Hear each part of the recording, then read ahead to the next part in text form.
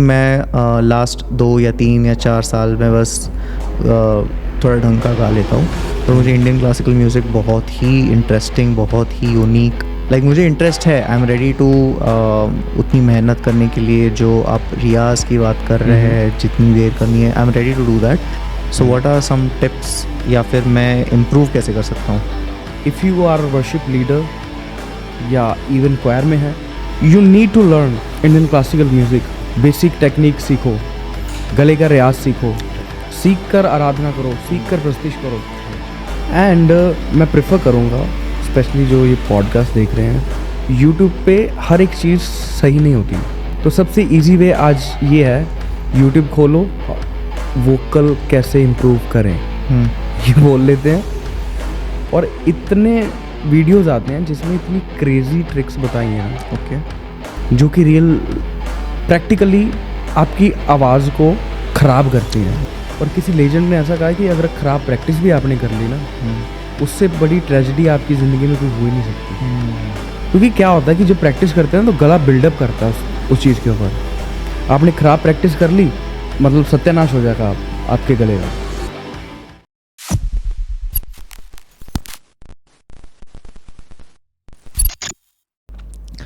Good morning, good evening, Shabba Khair. Hello guys, this is the second podcast of our Jago College Campus series, and हमारे साथ है हमारे very own pastor Titus भट्टी साहब, and मैं इनको personally Titus पाजी बुलाता हूँ। He's a very dear friend and one of the best faculty here at the Jago College Boot Camp. And Titus ji, आपको यहाँ, मेरी हिंदी थोड़ी शेकी है, but I will use both English and Hindi, so I am really honoured to have you here Titus sir. Totally चलेगा, मेरी भी हिंदी में पंजाबी आ जाती है समटाइम्स। सर, आपको यहाँ पे हम पाके बहुत ऑनर्ड है। Thank you so much, thank you so much sir. So मेरे पास एक सीरीज ऑफ क्वेश्चंस है। So these questions will basically help our audience to get more knowledge and आपकी फील्ड में, बेसिकली आप इंडियन क्लासिकल म्यूज़िक के मतलब expert हैं। आप Indian classical music Jago College Boot Camp में आप पढ़ाते हैं, तो उसी से रिलेटेड कुछ क्वेश्चंस है पब्लिक के, and there are some questions that हमने भी क्यूरेट की है। ओके, तो मैं आपको एक एक धीरे धीरे पूछूंगा, बट सबसे पहले मुझे आपको पूछना है कि आपको म्यूज़िक का शौक़ कैसे लगा, और अगर लगा तो फिर इंडियन क्लासिकल म्यूज़िक में ट्रांजिशन कैसे हुआ आपका? एक्चुअली मेरे घर में माहौल वैसा था, मेरे डैड गाते थे शुरू से ही, तो मेरे डैड से मेरे अंदर शौक़ था गाने का। लेकिन इंटरेस्टिंग बात यह है कि मैं जब बचपन में गाता था तो मेरी बहुत गर्लिश आवाज़ थी। मुझे ये विश्वास नहीं हो रहा है। तो मेरी गर्लिश आवाज़ होने के कारण मेरे को sometimes I was not given chance to sing in the studio. तो जो मेरे बड़े भाई थे वो बहुत अच्छा गाते हैं, उनका नाम पीटर है। ओके, तो उसकी आवाज़ थोड़ी बेस वाली है, तो वो जब गाता था तो मैं बस सुनता था, वाओ। एंड मैं चाहता था कि मेरे को भी एक बार चांस मिले कि मैं भी स्टूडियो में देखूं माइक कैसे होते हैं, कैसे गाया जाता है। बट पहले उनका गाना आया स्टूडियो में, बड़े भाई का। तो एक दिन क्या हो रहा था कि my dad and my elder brother, they both were doing daily riyaz, okay. And there was a portion वहाँ जहाँ पे मेरे dad, he was teaching to my elder brother like ऐसे गाओ। So it was very complicated kind of alaap. Okay. सो मैं बैठा हुआ था एंड देख रहा था कि क्या हो रहा है। तो मतलब ये आपके पापा, मतलब आपकी भी प्रैक्टिस या फिर ऐसी क्लास नहीं लेते थे, या फिर सिर्फ बड़े भाई की लेते थे? एक्चुअली क्या था कि my dad was very much focused on my elder brother, okay, because he was a good singer. Okay. So even मैं छोटा भी था तब, तो वो भी एक रीज़न था। तो उनको ये था कि मतलब धीरे धीरे इंटरेस्ट आ जाएगा तो सीख जाएगा। But I had a passion, zeal था कि कुछ करना है इसमें। And my elder brother, he was very naughty guy, तो उसको पकड़ के बिठाना पड़ता था, रियाज कर। तो मेरे को पकड़ने की ज़रूरत नहीं थी. तो I said dad should I try, because my dad was making him to sing that अलाप, पर वो हो नहीं रहा था. So I said dad can I try. He laughed and he said okay come. मैंने गाया और मैंने क्रैक कर दिया. अच्छा. एंड ही वाज अमेज्ड कि इसकी तो गर्लिश आवाज़, मेरी आवाज़ बहुत थिन थी, पतली थी. तो ये कैसे किया? I brought base in my vocal through रियाज. और मैं तब बहुत छोटा था जब से मैंने ये प्रैक्टिस शुरू किया, और मैंने खुद हैक इसको किया. मतलब ये हैक है, मेरे एक्सपीरियंस से मैंने अभी इसको क्रैक किया है कि आवाज़ में बेस भी आ सकता है. तो ये मैंने एक्सपेरिमेंट किया और इसमें मैं सफल भी हूँ. आज आपने सुना होगा, मेरे गाने सुने होंगे, तो आपने कभी इमेजिन भी नहीं किया होगा कि मेरी गर्लिश आवाज़ होगी. सच में नहीं. मैं इसलिए तो स्टार्टिंग में बोल रहा हूँ, मुझे विश्वास ही नहीं हो रहा है. तो दिस इज़ हाउ. फिर then I was given chance. पहला गाना आया, फिर दूसरा आया, तीसरा, फिर रिस्पॉन्स मिलते रहे, प्यार मिलता रहा लोगों का. Then I started singing with my dad on the stage and concerts होते थे. So my dad is a very prominent singer in Punjab, you know. So folk में ज़्यादा, तो स्टेज वाला फोबिया ये तो शुरू में ही उतर गया था हमारा. तो उनके साथ गाना, वर्शिप, लीड करना, तो ऐसे ऐसे शौक बढ़ता गया धीरे धीरे. तो या ऐसे इंटरेस्ट आया गाने का. वाओ. और आपको अभी इस बात को कितने साल हो गए अभी? 15 साल. 15 साल. मे बी मोर देन 15 साल. मोर देन 15 साल. या मोर देन 15 साल. ओके. या सो सर, जो इंडियन गॉस्पेल म्यूज़िक है और इंडियन क्लासिकल म्यूज़िक है इन जनरल, इसके फ्यूजन के बारे में अगर हम बात करते हैं, तो आपके हिसाब से इंडियन क्लासिकल म्यूज़िक, जो हमारी गॉस्पेल सिंगिंग है, जो हमारी प्रेज एंड वर्शिप होती है, प्रेज हो गई, हाई प्रेज वर्शिप हो गई, इस जो इंडियन क्लासिकल म्यूज़िक, इसमें डेप्थ जो होती है, वो वोकल टेक्निक्स, एक्सप्रेशंस, और हिंदी में हिंदी उर्दू में कुछ बोलते हैं, एक्सप्रेशंस को कुछ बोलते हैं लहजा. ये कैसे ला सकते हैं हम लोग? ओके. बेसिकली मुझे ऐसा लगता है जब से इंडियन क्लासिकल म्यूज़िक की अडॉप्शन हुई है गॉस्पेल सीन में, तो कहीं ना कहीं गॉस्पेल म्यूज़िक लिमिटेड नहीं रहा है. अभी आप देखोगे पंजाब में बहुत बड़े लेवल पे गॉस्पेल म्यूज़िक आ रहा है, और वो सारा म्यूज़िक इंडियन क्लासिकल जॉनरा में आता है. जाहिर है कि वो सूफ़ी म्यूज़िक ज़्यादा गाते हैं, लेकिन अगर बैकग्राउंड में देखेंगे तो सूफ़ी म्यूज़िक भी कहीं ना कहीं रूटेड है इंडियन क्लासिकल म्यूज़िक के साथ. तो बेसिकली इंडियन क्लासिकल म्यूज़िक वाला जो अडॉप्शन पंजाब में बहुत बड़े लेवल पे है, और अभी धीरे धीरे इंडिया में भी वो बढ़ रहा है. हर एक रीजन में, हर एक कल्चर में अभी इंडियन गॉस्पेल सॉन्ग्स बज रहे हैं. अभी आपने ट्रेंड भी देखा होगा कि जैसे इंडियन क्लासिकल म्यूज़िक और वेस्टर्न की बहुत सारी कोलैबोरेशंस हो रही हैं जी. कुछ फॉरेनर्स जैसे वाइट लोग हैं, वाइट लोग भी इंडियन म्यूज़िक को लेकर फ्यूजन्स कर रहे हैं जी. तो कहीं ना कहीं इंडियन म्यूज़िक का अभी दायरा बहुत बड़ा हो गया है. तो गॉस्पेल सीन में इसकी एंट्री होने से जाहिर है, मतलब ये बहुत श्योर है कि गॉस्पेल म्यूज़िक का भी दायरा बढ़ा है. जो सिर्फ मतलब इंडिया में कुछ ऐसे लोग हैं जो सिर्फ जिनको पुराना सुनने का ही शौक है, जिनको सिर्फ इंडियन सुनना ही पसंद है, तो अभी वो नाराज़ नहीं होंगे, उनके लिए भी ये म्यूज़िक अवेलेबल है हर जगह पे. एंड इवन अर्बन सिटीज़ में जहाँ पे वेस्टर्न म्यूज़िक की ज़्यादा इन्फ्लुएंस थी पहले, वहाँ पर भी अभी इंडियन म्यूज़िक की अडॉप्शन धीरे धीरे बढ़ रही है. और अगर मैं गॉस्पेल सीन में वोकल टेक्निक्स की बात करूँ, तो फर्स्ट ऑफ ऑल मैं बोलना चाहूँगा कि vocal techniques are very very important. If you are worship leader या इवन क्वायर में है, you need to learn Indian classical music.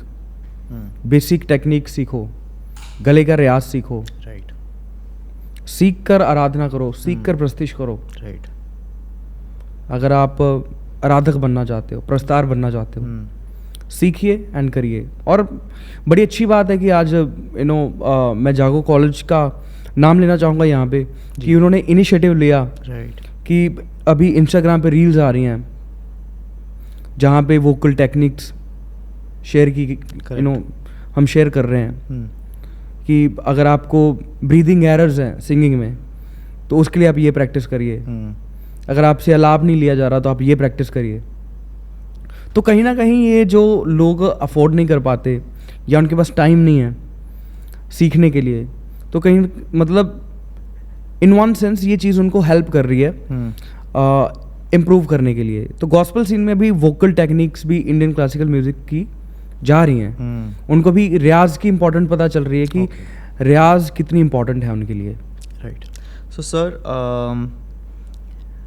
As a new song writer, ये क्वेश्चन हमारे ऑडियंसेस के लिए, आई एम श्योर उनके दिमाग में ये क्वेश्चन आ ही रहा होगा। As a new song writer, as a young song writer, growing song writer, अगर हम इंडियन क्लासिकल एलिमेंट्स, जो इंडियन क्लासिकल फील होती है, अगर हम हमारे म्यूज़िक में अगर उसको इंट्रोड्यूस या फिर शामिल करना चाहते हैं, तो एज अ सिंगर हम उस इंडियन क्लासिकल म्यूज़िक की ऑथेंटिसिटी जो होती है उसको मेंटेन कैसे कर पाए? लाइक आप म्यूज़िशियन भी है, आप बहुत ही बढ़िया हारमोनियम बजाते हैं, मैंने आपको पर्सनली सुना है।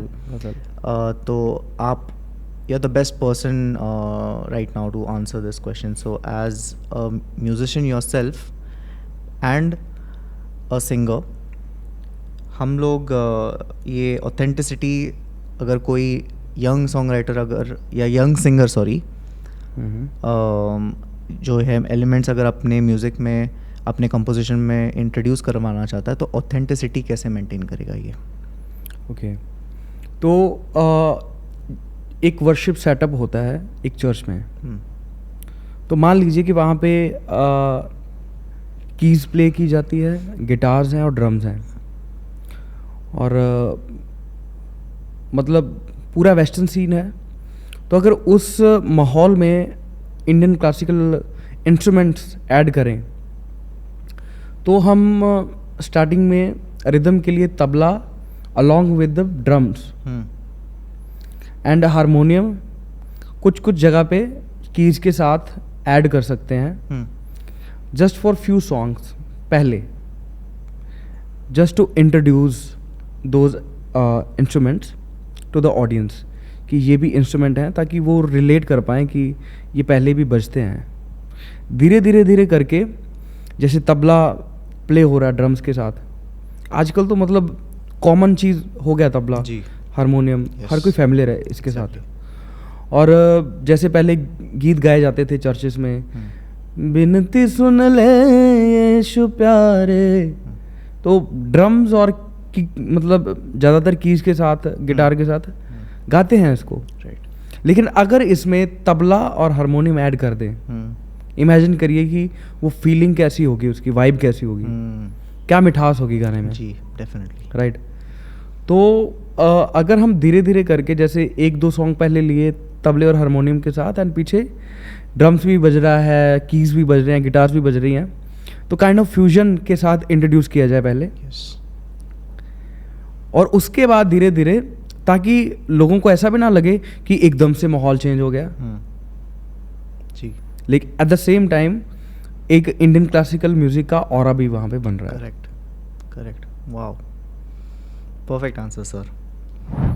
Hey, I just want to take a moment to share about the Jago College Bootcamp. It's a place where lives are transformed, where students learn humility, grow in skill, grow in community, and go deeper in devotion.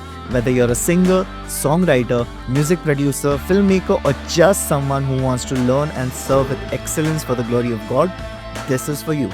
And here's the exciting part. By the end of every bootcamp, students go on to write and produce 7 to 8 original songs. It's not just theory, it's hands-on, heart-first learning. We run 2 main bootcamps every year, Spring Bootcamp in April and Autumn Bootcamp in October. We also host online bootcamps and special editions throughout the year. All the latest details are in the description below. Do check it out. And if you feel the nudge, don't wait. Register now and be a part of the champion breed.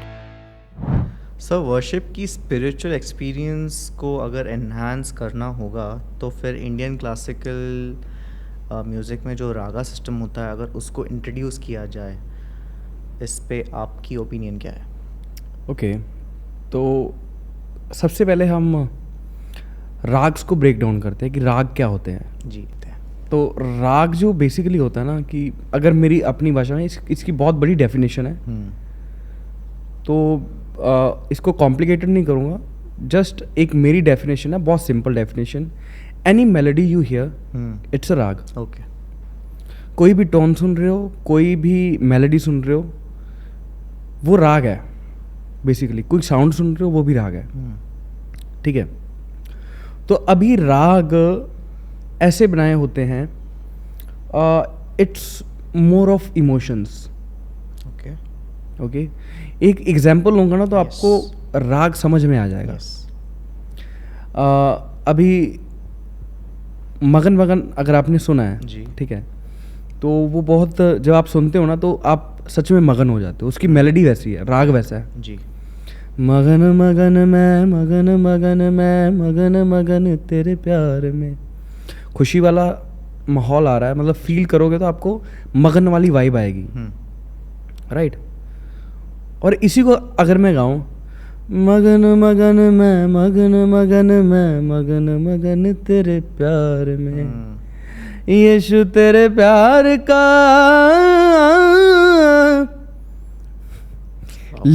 Lyrics मगन है, लेकिन melody complement नहीं कर रही है। Right.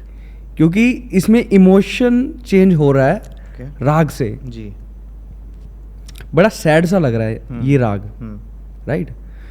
तो there are एक sections होते हैं कि जो खुशी वाले राग्स हैं, बेस्ड ऑन द लिरिक्स मैं बात कर रहा हूँ, कि अगर खुशी वाले लिरिक्स हैं जी, तो उसके लिए ये पर्टिकुलर राग्स हैं परफेक्ट, कि इसमें ये इसको कंपोज कर सकते हैं। सैड गाने हैं तो उसके लिए एक पर्टिकुलर, मतलब कुछ पर्टिकुलर सेक्शन है जिसमें कुछ पर्टिकुलर राग्स होंगे, सिर्फ उसमें सैड सॉन्ग हम कंपोज कर सकते हैं। ओके। ठीक है। तो अगर हम इसको चर्च में इंट्रोड्यूस कर रहे हैं राग्स को, बेसिकली इंट्रोड्यूस हैं ऑलरेडी, क्योंकि गाने चल रहे हैं चर्च में, सॉन्ग्स चल रहे हैं, तो वो राग ही हैं। जी। पता नहीं है लेकिन राग, वो सब राग ही हैं। राइट। अगर हम कॉन्शियसली इसको इंट्रोड्यूस करें कि आज से हम राग्स में वर्शिप करेंगे, तो राग्स में वर्शिप करना इज़ मोर ऑफ लाइक, बात करें कि जैसे जय जय नाम है, ओके, ये भजन जॉनर है इसका। ठीक है। तो भजन के गाने आ गए, भजन राग्स आ गए बीच में। जैसे भजन गा रहे हैं तो भजन एक पर्टिकुलर राग है। ओके। कहने का मतलब ये है कि भजन जहाँ पे आ गया वहाँ पे इंडियन क्लासिकल म्यूजिक लोगों के दिमाग में आ गया, पिक्चर आ गई राइट कि इंडियन क्लासिकल म्यूजिक आ गया। भजन चल रहा है। अभी आपने सुना होगा पास्टर अनिल कांत के बारे में, जी बॉम्बे में। जी। तो वो करते थे सत्संग। ओके। तो उनका सेटअप वैसा था, हारमोनियम रखते थे, तबला रखते थे, खंजीरा रखते थे, ओके।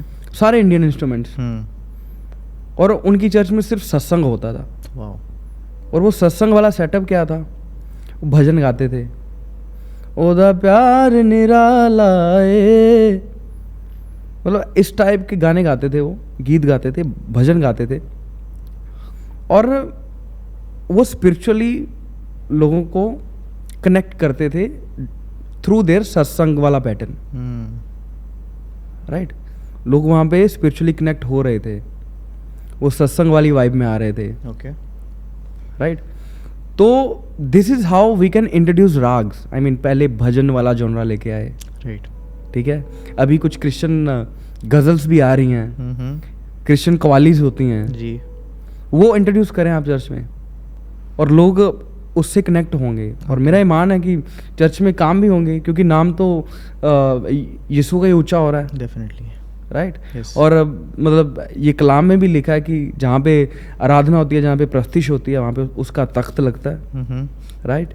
चाहे हम कव्वाली गाएं, चाहे उसकी प्रस्तिश हम गज़ल गा के करें, चाहे भजन गा के करें, तख्त तो उसका लगेगा, राइट।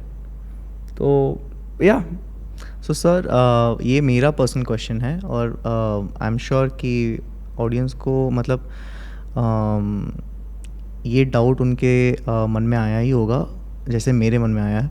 सो राग को आपने बताया कि मतलब वो एक फील होती है, जैसे आपने मगन के 2 वर्जन्स आपने गाए, एक जो ओरिजिनल मगन है और एक दूसरा जो मतलब जो अलग ही फील में Sad सैड वाली feeling फील, है। मतलब वो कुछ अलग ही है।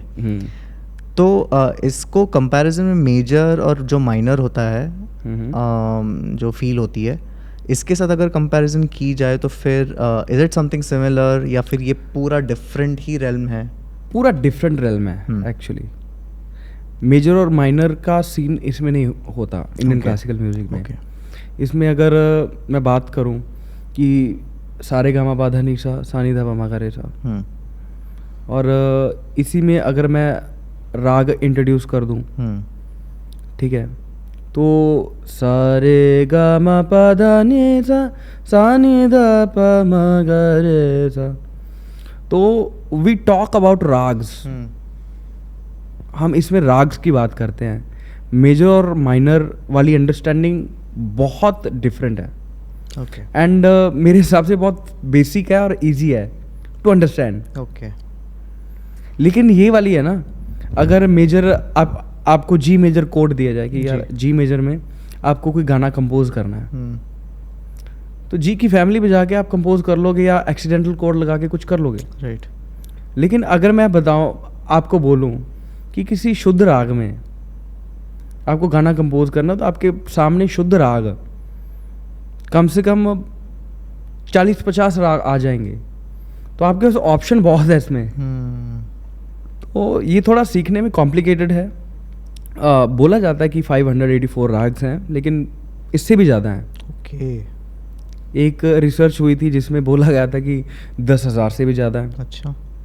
और हम राग खुद से भी क्रिएट कर सकते हैं, लेकिन हमें ये नहीं पता कि वो राग ऑलरेडी बना है पहले या नहीं, क्योंकि अगर आपने खुद भी उस पर काम किया है तो शायद वो राग ऑलरेडी बना हो, क्योंकि मोर देन 10,000 राग्स बोले जाते हैं। कुछ मतलब कुछ स्कॉलर्स बोलते हैं, लेकिन कुछ जो ऑथेंटिक स्कॉलर्स हैं ना, जिनकी किताबें ज़्यादा पढ़ी जाती हैं, जिनका मैं एक का नाम भी ले सकता हूँ जी, पंडित विष्णु नारायण भटखंडे जी हैं। ओके। उनके हिसाब से 584 राग हैं, मतलब 884 राग उनके स्टडी के हिसाब सॉरी से। 584 राग हैं। Okay. सो इसमें मेजर माइनर नहीं है, लेकिन इसमें मेजर माइनर में ही बहुत लंबी चॉइस है, वास्ट, बहुत वास्ट है। ओके। सुपर्ब इंसाइट और बहुत ही डीप नॉलेज थी। मैं आपको भी before going to our next question मैं आपको पूछना चाहता हूँ कि आपको याद है कि आप फर्स्ट टाइम कब स्टेज पे अपने परफॉर्मेंस स्लैश वर्शिप स्लैश गाया था? Yes, actually my dad was so excited जब मैं अच्छा गाता था। तो एक बार क्या हुआ कि हम किसी कॉन्सर्ट में गए और प्रोग्राम था, एक्चुअली कन्वेंशन टाइप था। तो वहाँ पे we were invited as a guest, not as a worshipper.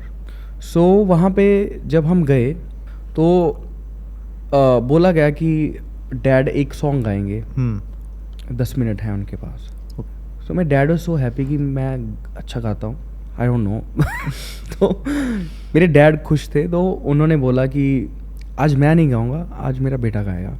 तो उन्होंने अपनी जगह पे मेरे को टाइम दे दिया, और मैंने वहाँ पे, मेरे को आज भी याद है, पंजाबी गीत है खुदाया करके एक, तो मैंने वो गीत वहाँ पे गाया।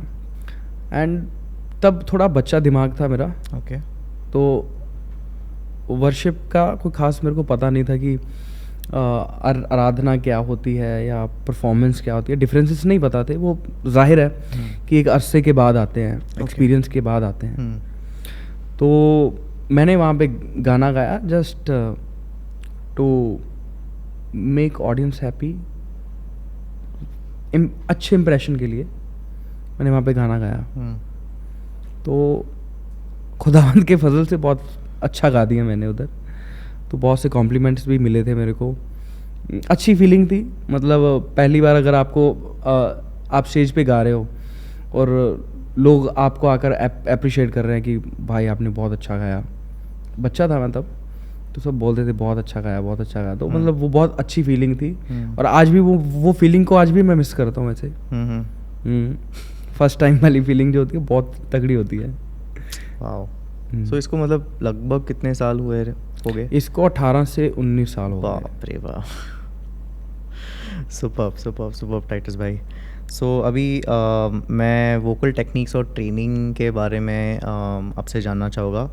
बेसिकली आप this is one of the categories आप जो आप पढ़ाते हैं जागो कॉलेज के बूट कैंप में। तो आपके हिसाब से क्या है कोई की वोकल टेक्निक्स जो इंडियन क्लासिकल म्यूज़िक से, जो हमारे यंग गॉस्पेल सिंगर्स है, यंग सिंगर्स जो है, जो नए मतलब सीन में आ रहे हैं या फिर पढ़ाई कर रहे हैं या फिर कॉलेज में आना चाहते हैं, ये क्या की टेक्निक्स है जो उनको पढ़ने चाहिए या फिर उनको सीखने चाहिए अपनी रेंज और अपनी आवाज़ की कंट्रोल इम्प्रोवाइज़ करने के लिए, इम्प्रूव करने के लिए? ओके। तो जो लोग स्पेशली जो मेरे ब्रदर्स एंड सिस्टर्स अभी इस पॉडकास्ट को भी देखेंगे जी, तो अगर आप वर्शिपर हैं या चर्च में आराधना लीड करते हैं या क्वायर में हैं या आपको गाने का शौक है, तो एटलीस्ट बेसिक आपको पता होना चाहिए। बेसिक रियाज आपको पता होना चाहिए, राइट? अभी सब बोलते हैं रियाज करो जी, सुबह उठ के रियाज करो, शाम को रियाज करो।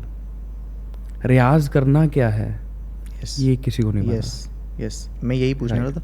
रियाज अगर करना है सर, अगर मुझे इंटरेस्ट है, मैं थोड़ा बहुत गा लेता हूँ, तो मतलब रियाज करनी क्या चाहिए, कब करनी चाहिए, कितनी बार करनी चाहिए? ये डिपेंड करता है एक्चुअली कि रियाज करनी क्या चाहिए। सबसे पहले आइडेंटिफाई करो कि आपके गले में लैग क्या है, आपके गले में कमी क्या है। ओके। अगर आप खुद की सिंगिंग को एंजॉय कर रहे हो ना जी, तो आप बहुत बड़े डेंजर में हो। मतलब कभी भी खुद से सेटिस्फाई मत हो। okay. अगर आप अच्छा भी गा रहे हो ना तो कुछ ना कुछ आपको ऐसा मिल ही जाएगा जहाँ पे कमी है। Right. And try to work on that kami. ये सुन के बहुत लोगों को चोट पहुँचने वाली है। ये एक्चुअली कड़वा सच है। हम कुछ ऐसे सिंगर्स भी मैंने देखे हैं जो एवरेज भी गाते हैं लेकिन वो सेटिस्फाई हैं उधर, अपनी आवाज़ एवरेज को अपग्रेड नहीं करना चाहते। अच्छा। अगर एक और पॉइंट इसमें ऐड करूं, अगर आपकी आवाज़ में कोई कमी नहीं मिल रही आपको तो आप ऐड करिए क्या है नहीं वहाँ पे। अगर फॉर एग्जांपल अगर मैं बात करूं कि आपके गले में वेरिएशन नहीं है जी, तो वेरिएशन आपके गले में नहीं, आप सुर में गा रहे हो, अच्छा गा रहे हो, वेरिएशन नहीं है तो ट्राई टू रियाज। वेरिएशंस का रियाज होता है। Okay, maybe I share. Yes, तो please. वो वेरिएशंस का रियाज होता है, तो वो आप करेंगे ताकि आपकी आवाज़ में वेरिएशन आए। अगर आपके आलाप क्रैक नहीं हो पा रहे, आपके आलाप मतलब उस पर्टिकुलर नोट को हिट नहीं कर पा रहे, तो try to extend your range, right? तो सबसे पहले एक ना दायरा होता है सिंगर के लिए, ओके, जिसको हम रेंज बोलते हैं। जी, बहुत से लोगों का ये भी लगता है कि रेंज जो होती है, रेंज जो हाई गाते हैं वो रेंज होती है। वो रेंज नहीं होती, वो हाई नोट्स ही होते हैं। अच्छा, रेंज वो होती है कि कितना आप लो गा रहे हो और कितना हाई गा रहे हो, वो दायरा है ना जो, ओके, वो होती है रेंज। ओके, बीच का डिस्टेंस, बीच का डिस्टेंस वो है रेंज। जी, कितना लो एंड कितना हाई गा रहे हो। राइट, उसके बाद सबसे पहले अपनी रेंज देखो, रेंज क्या है। ठीक है, तो बहुत से सवाल आते हैं कि सर हेल्दी रेंज क्या है।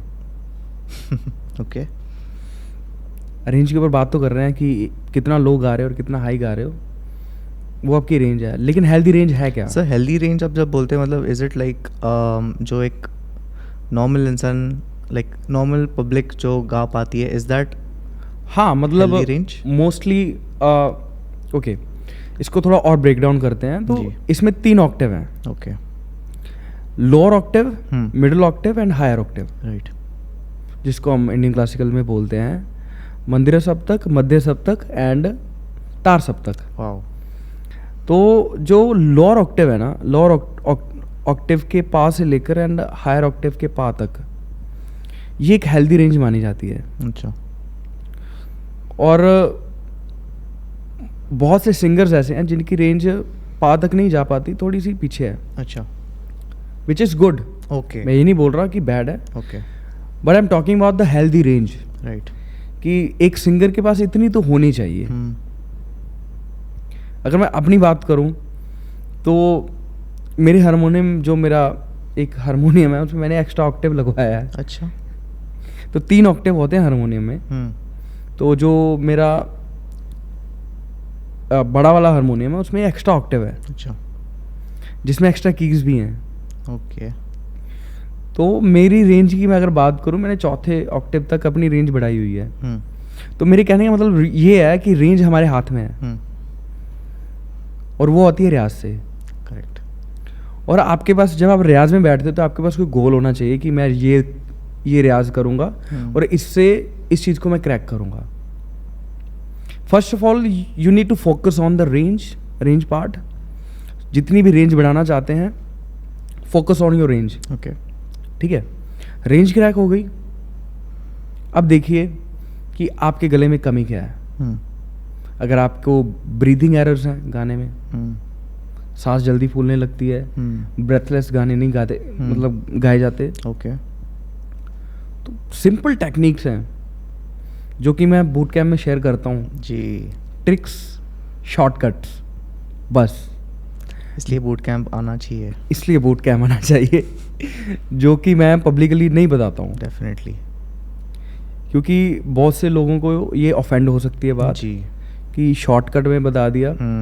क्योंकि आजकल ये जो कॉर्पोरेट वर्ल्ड चल रहा है ना, तो हर चीज़ को एक्सटेंड करना लोग मांगते हैं। पढ़ाई को भी मतलब एटलीस्ट 3 साल तक पढ़ाई को एक्सटेंड करते हैं कॉर्पोरेट में। जी, जो संगीत विशारद जो मैंने खुद कोर्स किया वो 5 साल का है। तो जो 5 साल में मैंने सीखा है वो मुझे नहीं लगता मैं सारा अप्लाई भी कर रहा हूँ। कुछ नॉनसेंस चीज़ें भी होती हैं जो आपको सीखने की ज़रूरत भी नहीं है। ओके, ओके, और अगर मैं जिस्ट बोलूँ तो बेसिकली मैंने 6 महीने की में जो सीखा वो मैं यूज़ कर रहा हूँ आउट ऑफ 5 years। 5 साल में जो 6 महीने में मैंने सीखा वो मैं यूज़ कर रहा हूँ। अच्छा, सो अगर आपने जो 5 साल में सीखा है वो पूरा यूज़ करोगे तो क्या होगा? आउटपुट में कोई कितना difference? Actually what I am trying to say is okay, कि जो मतलब 6 महीने की मैं बात कर रहा हूँ ना जी, वही इम्पोर्टेंट था मेरे लिए। ओके, जो बाकी था ना इट वाज ऑल मतलब नॉनसेंस था, वो ज़रूरत नहीं थी उसकी। तो 6 महीने वाला जो कंटेंट था ना, जो सही वाला था, मतलब ये मैं बात कर रहा हूँ कि 5 साल में से जो कुछ सीखा मैंने 5 साल में से, तो 6 महीने ही मेरे लिए वर्थ इट थे। अच्छा, बाकी 4 साल 6 महीने 4.5 साल लगा लेते हैं, तो वो मेरे लिए इतने मतलब ऐसे बोल सकते हैं कि उनकी मतलब नीड नहीं थी। और वही विशारद 6 महीने की भी हो सकती है। और आई थिंक बूट कैम्प भी इसलिए डिज़ाइन हुआ है कि कम टाइम में ज़्यादा सिखाए। मैं ये दावा करता हूँ कि जो आप 5 साल में बाहर से सीखते हैं वो मैं 30 दिनों में सिखाता हूँ। वाओ, सो सर बस एक बार रिकैप करने के लिए क्वेश्चन ये था कि अगर कोई वोकल टेक्निक्स नए गॉस्पेल सिंगर को अगर अपने सॉन्ग्स में, अपनी सिंगिंग में अगर इंट्रोड्यूस करवानी है, तो उन्हें क्या क्या करनी चाहिए या फिर क्या क्या जो है चीज़ें दिमाग में रखनी चाहिए to improve their range and control? तो आपने एक बार आप रिकैप करके बस पॉइंटर्स बता देंगे? श्योर। तो जैसे मैंने पहले बोला कि सबसे पहले रेंज के ऊपर ध्यान दीजिए। जी, रेंज, ठीक है, हेल्दी रेंज होनी चाहिए। ओके। जो लोअर ऑक्टेव का पा है और जो हायर ऑक्टेव का पा है वहाँ तक एक हेल्दी रेंज उतनी बनाओ एटलीस्ट। ओके, ठीक है। रेंज के बाद लैक देखो, अगर ब्रीदिंग एरर्स हैं तो ब्रीदिंग एरर्स की प्रैक्टिसेस होती हैं। जैसे कि अपनी सा को काउंट करो। ओके। सा 1 2 3 4 5 5 काउंट करो और सा को सस्टेन करो। सा। अभी नेक्स्ट टाइम इसको 10 कर दो सेकंड्स को। नेक्स्ट टाइम उसको 15 सेकंड कर दो। ओके। सा सस्टेन करने का। जी। नेक्स्ट टाइम उसको 20 कर दो। तो ब्रीदिंग एरर्स को अवॉइड करने के लिए एट लीस्ट 1 मिनट तक आपका सांस जाना चाहिए। वाओ। एट लीस्ट 1 मिनट तक।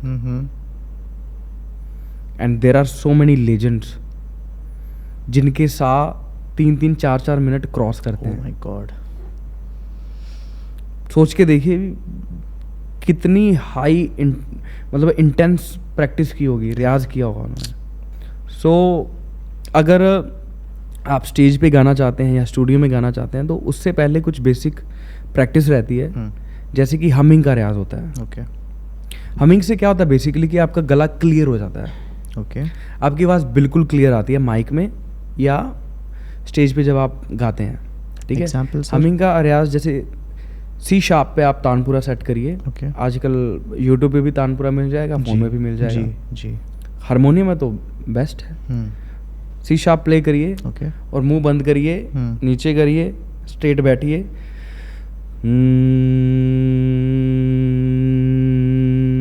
यहाँ पे वाइब्रेशन होनी चाहिए आपकी चेस्ट पे, पूरी वाइब्रेशन होनी चाहिए। ओके। मुंह नीचे करके कम से कम इसको 15 मिनट तक प्रैक्टिस करिए तो आपका गला बिल्कुल क्लियर हो जाएगा। ओके। एंड आप बेसिकली ट्यून्ड हो जाओगे। वाओ। तो इससे स्टूडियो में भी कोई मतलब नहीं एरर आएगा जल्दी से और ना ही स्टेज पे आएगा। ओके। तो ये बेसिक चीज़ें हैं जो कि ध्यान में रखनी चाहिए। सो सर, रेंज और कंट्रोल के बारे में हमने बात की है, आपने काफ़ी टिप्स दिए हैं, और उसके आगे भी अगर टिप्स चाहिए तो फिर बूट कैंप आना पड़ेगा। बूट कैंप आना होगा। बट अगर कोई इंडिविजुअल है जिसने अपनी लाइफ में कभी कोई formal training Indian classical musical में नहीं ली है, but at the same time चलिए मेरे लिए मैं ही एग्जांपल ले लेता हूँ कि अगर कल करे कि मुझे सीखना है या फिर मुझे इम्प्लीमेंट करना है, मैं अगर सो गाता हूँ चर्च में, मैं वर्शिप अगर लीड कर रहा हूँ या फिर चर्च में गा रहा हूँ, और मुझे जो है इंडियन क्लासिकल जो वे होता है मेरे सिंगिंग में इम्प्लीमेंट करना है और मैंने फॉर्मल ट्रेनिंग नहीं ली है, तो अगर ये सिनेरियो है तो जिसने कोई ट्रेनिंग कभी ली नहीं है वो फिर भी कैसे एक्सेल कर पाएगा? उनको क्या क्या करना पड़ेगा? लाइक मुझे इंटरेस्ट है, आई एम रेडी टू उतनी मेहनत करने के लिए जो आप रियाज की बात कर रहे हैं, जितनी देर करनी है, I am ready to do that, but I have never done that my entire life. या फिर मैं कह सकते कि मैं लास्ट 2 या 3 या 4 साल में बस थोड़ा ढंग का गा लेता हूँ, और मुझे इंडियन क्लासिकल म्यूज़िक बहुत ही इंटरेस्टिंग, बहुत ही यूनिक एंड लाइक अच्छा लग रहा है, and I want to implement that. So what are some tips, या फिर मैं इम्प्रूव कैसे कर सकता हूँ? ओके, सबसे पहले आप इंस्टाग्राम खोलिए, जागो कॉलेज के इंस्टा हैंडल को फॉलो करिए। ठीक है। और वहाँ पे आपको बहुत सारे टिप्स एंड ट्रिक्स मिल जाएंगे कैसे एक्सेल करें इसमें। एंड मैं प्रेफर करूँगा, स्पेशली जो ये पॉडकास्ट देख रहे हैं, यूट्यूब पे हर एक चीज़ सही नहीं होती। और सबसे इजी वे है, अगर कोई सीख नहीं रहा, किसी कॉलेज में नहीं जा रहा या कहीं से टीचिंग नहीं ली है, तो सबसे इजी वे आज ये है, यूट्यूब खोलो, वोकल कैसे इम्प्रूव करें ये बोल लेते हैं, और इतने वीडियोस आते हैं जिसमें इतनी क्रेजी ट्रिक्स बताई है ना, ओके, जो कि रियल प्रैक्टिकली आपकी आवाज़ को ख़राब करती हैं। Okay okay. और किसी लेजेंड ने ऐसा कहा कि अगर ख़राब प्रैक्टिस भी आपने कर ली ना, उससे बड़ी ट्रेजेडी आपकी ज़िंदगी में कोई हो ही नहीं सकती। ख़राब प्रैक्टिस भी कर ली, क्योंकि क्या होता है कि जब प्रैक्टिस करते हैं ना तो गला बिल्डअप करता है उस चीज़ के ऊपर। मान लीजिए कि मैंने सा का प्रैक्टिस करता हूँ एवरी डे, तो मेरा सा इतना पक जाएगा ना कि मैं कुछ भी गा लूँ, घूम फिर के मैं सा पे आ जाऊँगा, राइट। तो मैं गले को वहाँ पे बिल्डअप कर रहा हूँ। अगर ख़राब प्रैक्टिस कर रहे हो तो गला फिर भी बिल्डअप हो रहा है, लेकिन गलत जगह पे हो रहा है। आपने ख़राब प्रैक्टिस कर ली तो मतलब सत्यानाश हो जाएगा आपके गले का। टिप्स एंड ट्रिक्स यही है कि जागो कॉलेज के इंस्टा हैंडल पे जाके रील्स देखो, वहाँ पे हर एक मर्ज की दवा दी गई है। अगर आपको थोड़ी ज़्यादा मेडिसिन चाहिए तो you can join our boot camp. Wow, super.